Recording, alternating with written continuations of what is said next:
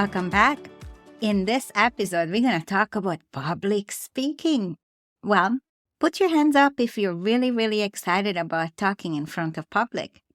I didn't think so. I know just from the time I spent with most of you on frontlines is that you don't actually feel comfortable speaking in public. And probably there's a good reason for it. Again, I would think it has something to do with the way you are wired.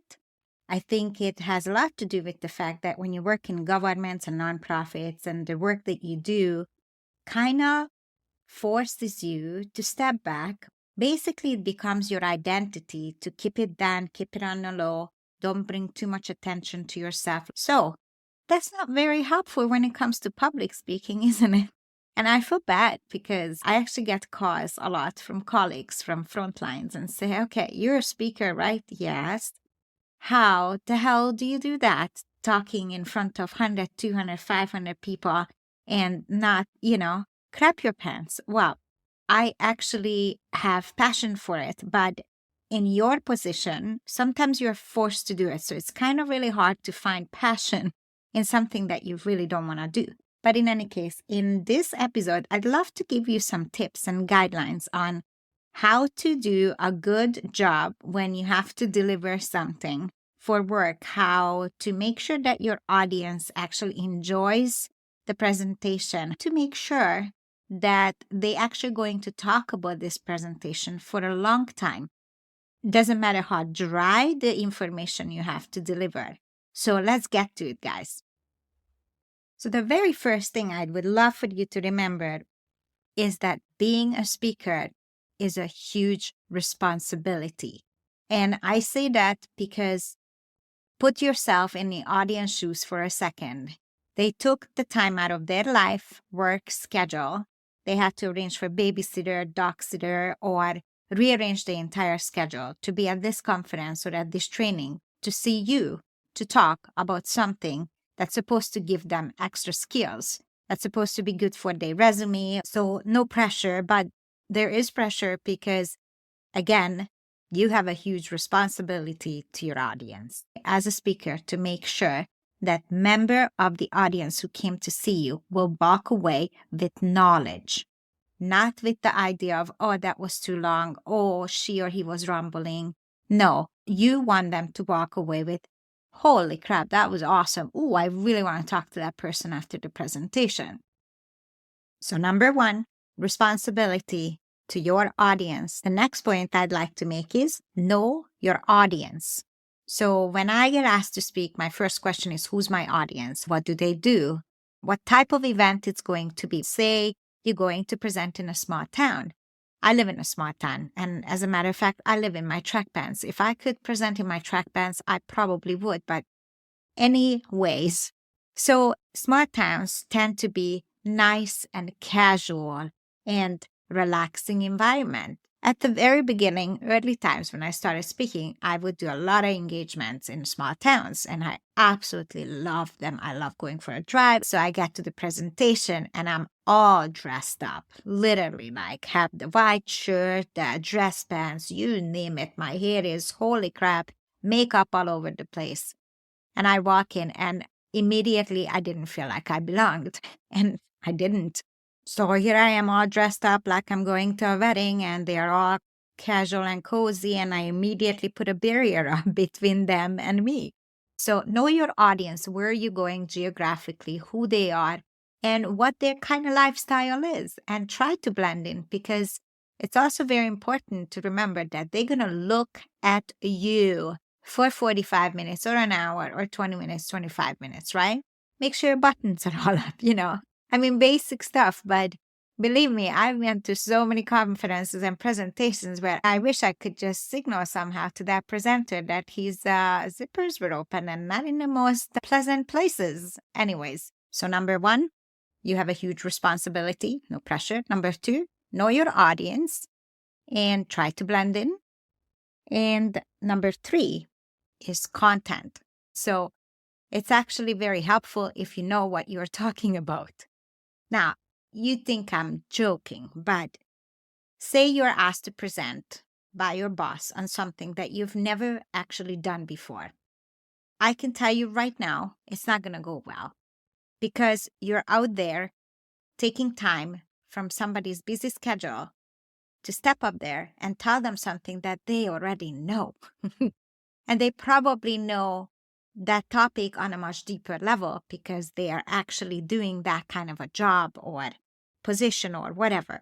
You might think I'm joking when I say this, but I'm not. Do you know how many times I met frontline workers, service providers who just literally got in a job and they were immediately asked to speak? Now, I know in some cases you can't actually turn down the boss's requirement, but you could have a conversation with your boss and say, "Sir, ma'am, I'm so sorry, but I actually know nothing about this topic just yet. Would that be okay if I invite somebody else with me who actually is a better presenter and make the best out of it?" So in situations when I'm asked to speak about something that I'm actually not 100% sure about, but they really, really want me to deliver something, then when I say is, okay, I vaguely understand this topic, so I learn about it, I do the research, but that still does not make me an expert. So what I do is I'll bring an expert on board. I'll bring somebody in and say, if I can interview them. Now, if you don't have the opportunity to bring an expert with you to this presentation, then interview them before and say, I am not an expert, but this is what I found. And this is the conversation I had with somebody who is an expert. Maybe record the conversation and pull out a little audio clip and play that. Maybe find videos online that was very helpful for you and you think you can play that. Again, sometimes you're put in a position where you are asked to speak on things that you're not 100% familiar with and you have no way out of it.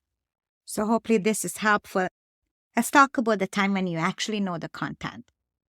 So you do know your content, but now it's all about delivery.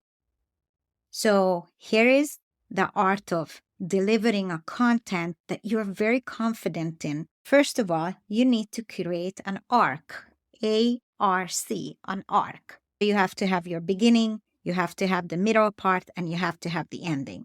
So the beginning of a presentation should always be about you easing the audience in. Could start with the joke, could start with the personal story, could start with the funny story, driving to the presentation and spilling coffee all over on yourself. Whatever that is, you want the audience to relate to you. You want the audience to feel like you're a human being, a person, and then a cop, or then a service provider, then a deputy chief, whatever. But you want them to relate to you.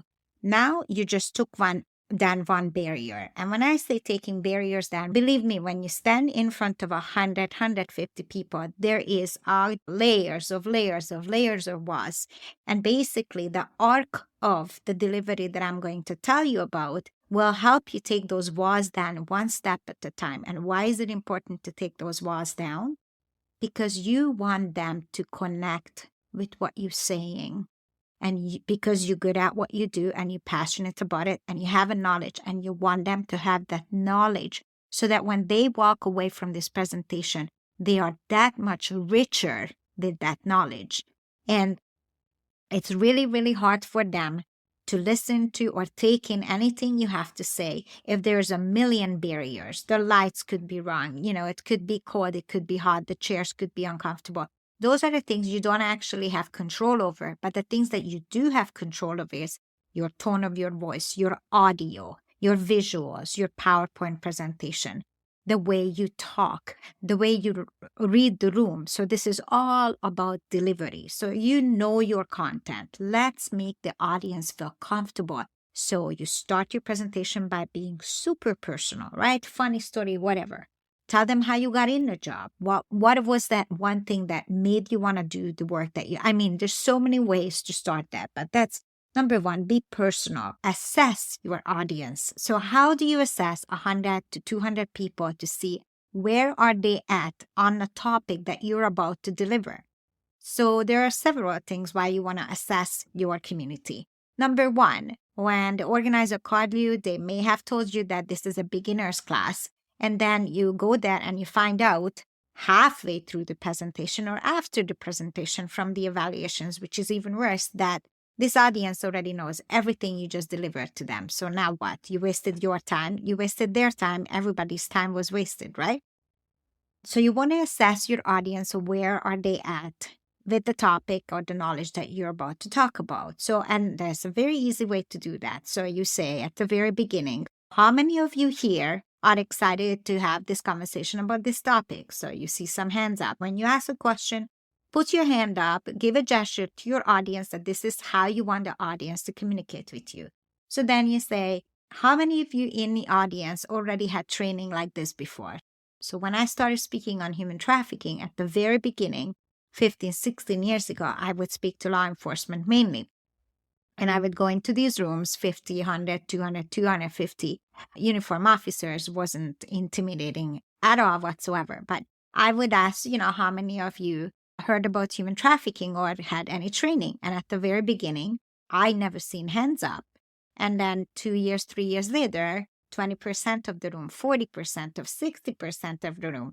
At one point, I even made a joke. I'm like, all right, I'm out of here. What's the point of me being here? But during that time, I realized, okay, I don't have to talk about basics. Even though my whole presentation is set up for basics, I'm going to switch gears. I'm going to buy some time here. I have 45 minutes. What I'm going to do is I'm going to talk for the first, 2 to 5 minutes about just basics, refreshing the knowledge, and then ask for a 5 minutes break and just kind of jig my presentation. And now let's go into heavier stuff. You are a speaker. You basically are in charge of the time that you have on stage. And it always goes back to you have a responsibility to this audience. At this point, it doesn't matter who screwed up, who didn't tell you. It does not matter. The point is that you are here to do a job.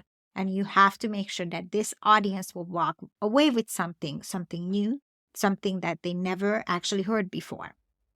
My last point was also about, read the room. So assess your audience. Now you know what they know. Now you know what you really need to talk about. Again, it would be really, really helpful if you got this information way before you do this presentation. But in the event that something didn't go right, just go with the flow. So, but also read the room. And what I meant by that is if you are in this job, that means you also have what's called the BS meter. Yes, the one that I can't say out loud here, but it starts with the bull, and there's another word to it. So you have the meter. You can read body language. Look at people's body language. Where are they at? Is it too much knowledge? Is it too dry? Are they starting to look at their phones? All those things are very important because, again, it goes back to it's your responsibility to make sure that you keep them engaged. So how do you keep them engaged? Which brings me to my last point. How do you deliver content and make sure that it's still exciting? So the secret of delivering content is to talk and engage your audience by telling stories. So now that you have an arc, first you need to be personable. Then you get to the content. Now you start teaching. Now you're going into the presentation. And at the very end of the presentation, you have to close it off. And we'll get to that too in a second. But in the middle of it, how do you deliver the content, the knowledge? How do you make sure people actually learn from what you came here to teach? So did you know that people actually remember stories from presentations 10 years later? But they will never remember stats.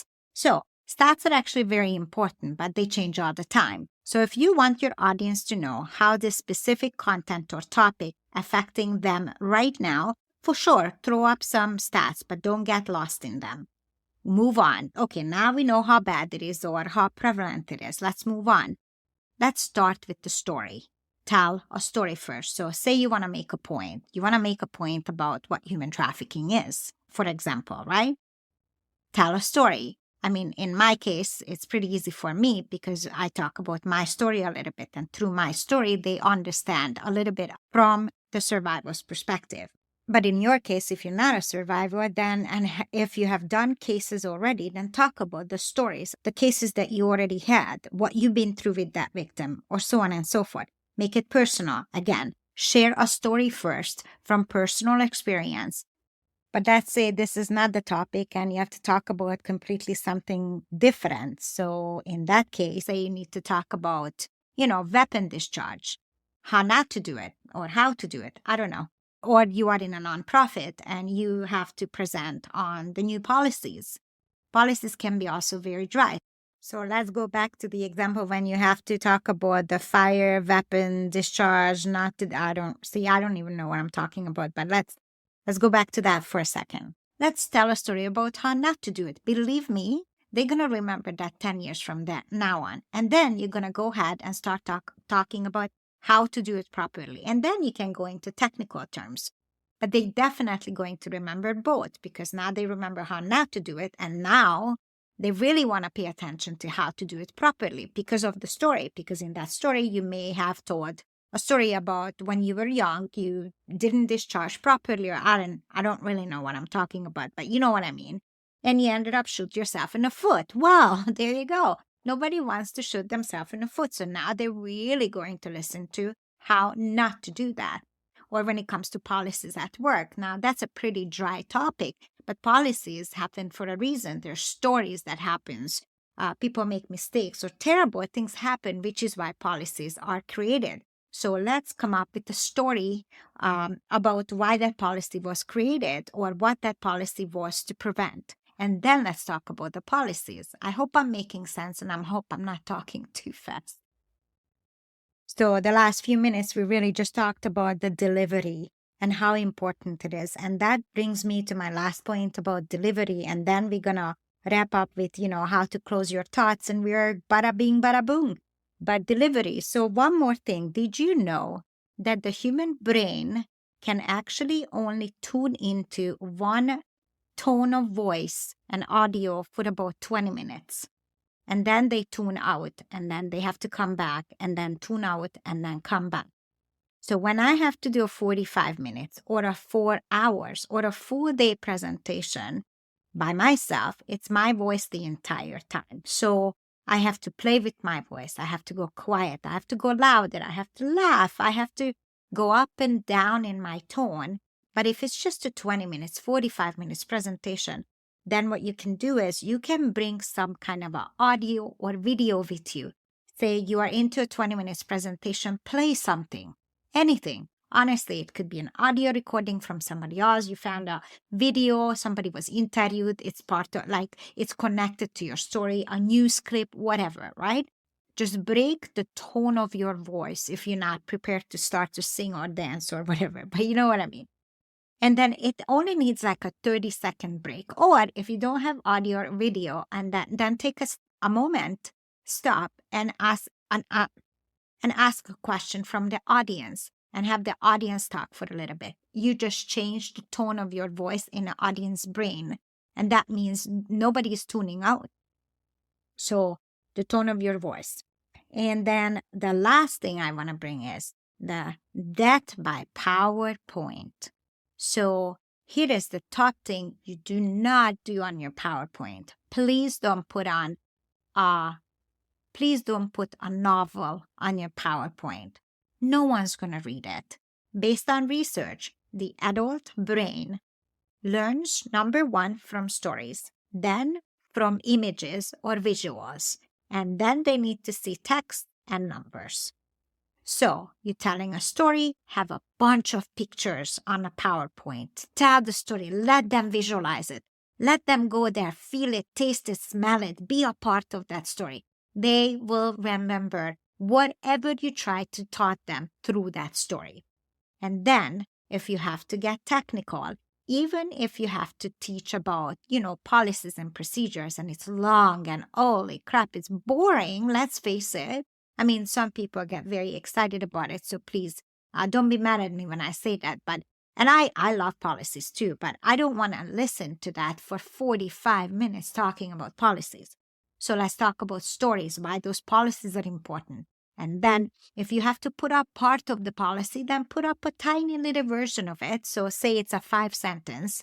Then now we have AI, cut it down, shorten it, make it most important, and say, this is what we're going to talk about, and make it conversational. If you need to talk about the laws, criminal code, obviously you can't really shorten them, but try to just take the point out of it. Say, I'm going to send it to you guys all via email, but just stay focused and keep it as short as possible. So just to kind of sum it up, keep the tone of your voice, break it every 20 minutes one way or another. Number 2, please don't kill your audience with that by PowerPoint. If you're using PowerPoint presentation, make sure that it's there for you to remember what to say and there for the audience to get involved with your story and go along with your story and engage visually, physically, and emotionally. Based on research and science, adult brain can only actually pay attention for about 20 minutes to the same tone of voice. So what I usually do is when I do 45 minutes, then I break it up 20 minutes in, I bring in an audio clip or I start talking to an audience member or play a video. If I have to do a 4 hours or a full day presentation, I mix it all up. I do audio, video, talk to the audience. I always make sure that I don't talk longer than 15 or 20 minutes. I always stop, have questions, whatever. So do whatever it is that you got to do. Just remember, 20 minutes after, they're going to tune out. They're not going to take anything in what you have to say. And that would be really a shame because maybe what you really have to say is 25 minutes into your presentation. So we want to make sure that they actually listen and walk away with every single thing that you had to say that day. The last thing I want to say is when it comes to delivery is the visual. So I have this thing what I call is death by PowerPoint presentation. So you can kill your audience in 2 ways. One is to put up slides and put a novel on it. So if it's policies and criminal code or whatever you have to talk about, and it's just a whole bunch of information and it's a lot of text. But if you can sum up what you have to say, with AI now you can do it. You write down and make it shorten and shorten and shorten. Just put up the main points. Just remember, the PowerPoint is actually really there for you to remember what you're going to say next and be very consistent with your content and flow. So you look at your PowerPoint, you know what you're going to say next, and the audience is really listening to you talking. The PowerPoint is really, I use it just a crutch, to be honest.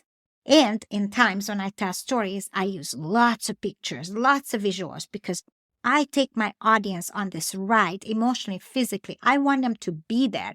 I want them to smell it, taste it, touch it, because I want to create a memory for them that they will not forget. And believe me, the number 1 feedback that I get to this day, I saw you speak 15, 16 years ago, and I remembered every word you said. And then I asked, do you remember the stats from the time? No. So that's exactly my point. And the last thing when it comes to PowerPoints is, again, just keep it short, keep it sweet. If it's really, really important for them to get that information, then say, hey, I collected a bunch of stuff on a PDF. I'm going to email it to you all. And then they can print it out. They can put it in their desk, in their pocket. They can read it whenever they need to read it, when it's important. So let's take a deep breath and let's just summarize everything we heard. The top reasons why you're going to become a kick-ass presenter. Number 1, responsibility. Respect their time, respect your time. Number 2, know your audience. Match your outfit, match your content, match the level of the content of the level of their understanding of the content. That brings me to content. Number 3, content. Create an arc, start, middle, and finishing. The arc is there for you to have a great structure where you start out easy, then you take them on this journey, and then you help them to come off of this journey together. Arc is very important. Number 3, delivery. This is where you sell the whole thing. This is where you become the superstar of presenters. And this is where you're going to remember or try to remember all the things we talked about. Break the ice, make them relate to you, assess your audience, read the room, tell stories, take them on a journey with visuals, make them touch, feel, taste. Those are the things that they are going to remember. This all falls under delivery. And the last thing is help them come off with this journey together. The worst thing we can do as speakers is to take them on this crazy roller coaster ride and just end the presentation. Thank you so much for being here. Have a great day. Enjoy lunch. Woo! That's not okay. It's like when you go to medieval times, this dinner and tournament place, and you see the horses are fighting and running around and blah, blah, blah. And at the end of the show, you see the squire start walking the horses off. Let them walk off all this energy, all these feelings that they had during the show.